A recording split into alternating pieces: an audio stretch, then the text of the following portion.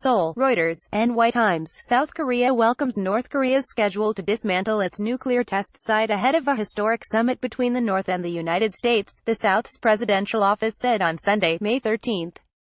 This shows they are willing to keep their promise made at the Inter-Korean summit through action beyond words, Blue House spokesman Kim Kyeom told a media briefing. North and South Korea held a separate summit in late April.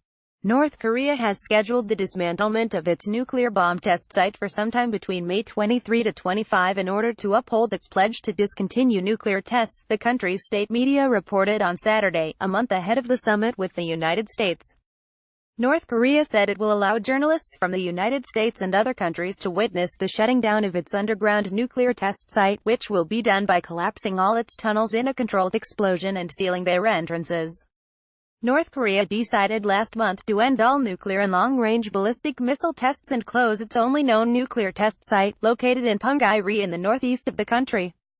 When North Korean leader Kim Jong-un met with South Korea President Moon Jae-in on April 27, he promised to invite outside journalists and experts this month to watch the dismantling of the test site, Mr. Moon's office said. Mr. Kim promised these confidence-building steps as he has tried to improve ties with Washington ahead of his planned summit meeting with President Donald Trump in Singapore on June 12. Mr. Kim also met with Secretary of State Mike Pompeo in Pyongyang, the North Korean capital, and let him take 3 American prisoners home with him. In a Twitter post on Saturday, Trump thanked North Korea, calling the dismantling of the test site a very smart and gracious gesture. North Korea said it would allow journalists from China, Russia, the United States, Britain and South Korea to conduct on-the-spot coverage of a ceremony for dismantling the nuclear test ground later this month, depending on weather conditions.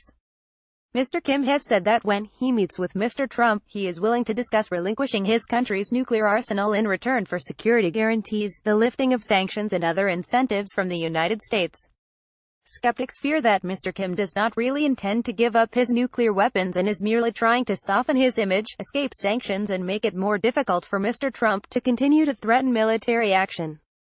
But South Korean officials argue that Mr. Kim is willing to bargain away his nuclear weapons in return for ending hostilities and getting Washington's help to improve his country's economy.